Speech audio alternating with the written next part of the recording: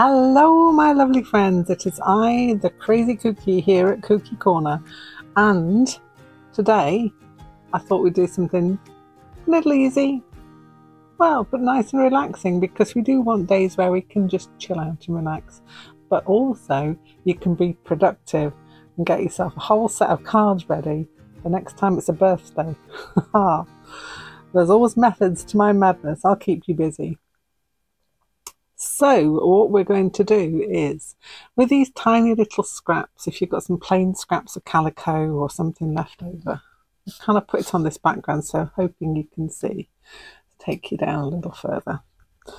And then if you've made one of my containers, you might have a few of these little scraps left over, which I do. And so what you can do is play around with them. We're just doing a simple, like, abstract-y kind of design, and just play around with about 3 or 4 scraps.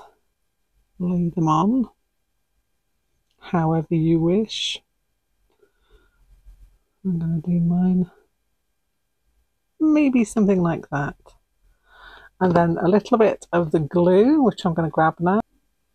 So this is a quilting fabric glue. This is the bohin one. You can get other varieties of these as well. It's just a fabric glue pen. That's all you're going to need. Twist my top up. I'm just going to put a little glue on the back of these so that they stay in place. I've still got bits of thread stuck to my hand. There we go. So this is the next bit I'm going to put down. So sometimes if you're just stuck for a birthday card for someone, this is a nice way of doing it. And also, again, it's something you can get the kids involved with if you have any, and you, or your grandchildren, or they're visiting, you want to give them something to do.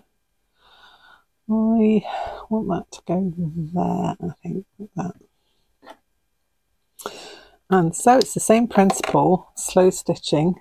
You can get some bigger needles if you've got some younger ones, and nice coloured thread. So I've got 3 different colours here that kind of match in.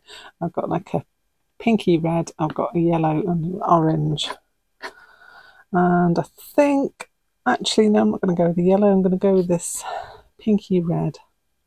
So I quite like this. I'm going to cut myself the length of that off.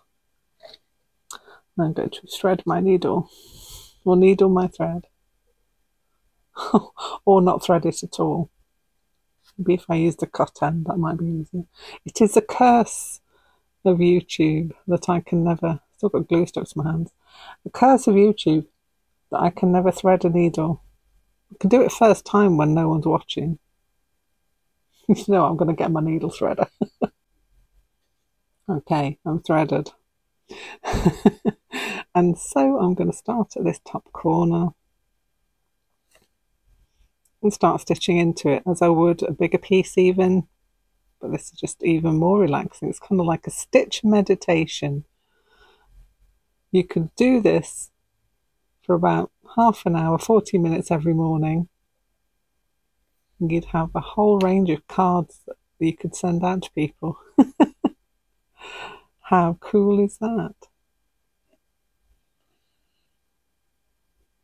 So I am kind of rushing this, but you could take as much time as you want, because it is slow stitching, isn't it? And it's a really great way to introduce maybe younger people to doing something like this that they might enjoy. I know a lot of young people that I used to work with enjoyed colouring in. That was the big thing when I was in school, and I used to have colouring in class lessons, not lessons, but kind of in the break times. I'd slap a load of pens and paper out on the table with some colourings, and we'd just sit there and colour. And it was a really great way for teenagers, younger teenagers, to de-stress. Even the older ones came. I had 6th formers who used to come and sit and do some colouring with me as well. So, as I say, any age. But this is also something that's kind of, it's a little more involved, but it's a nice way, and I've got a knot in there now. It's a nice way to de-stress. As we all know, because possibly quite a few of you do this, I would imagine. You're already slow stitchers. So this is what I would do. I'm not going to finish this one. I'll probably finish this one later on. In the words of Val Singleton from Blue Peter, if you're of an age, you'll know who I mean. Here's one I made earlier. This is just a really simple one. I've still not finished this one either. Could stitch loads more into this. I could add, maybe grab a little bit of felt here, and I could cut out a simple heart shape. You know I like my hearts and stars. That's what I do. And you've got something you can add into that. You could add some spirals, different kinds of stitching in there. Once you've finished it, you get a piece of contrasting thread, felt, a little bit of felt there, mount it up, and all you need then is a pack of card blanks, which you can get from places like Hobbycraft or, you know, online, and make yourself a card. I'd grab my bone folder, which is not a bone folder at all, but a spoon. If you haven't got a bone folder, a nice wooden spoon does the job perfectly. One of those disposable wooden spoons. And then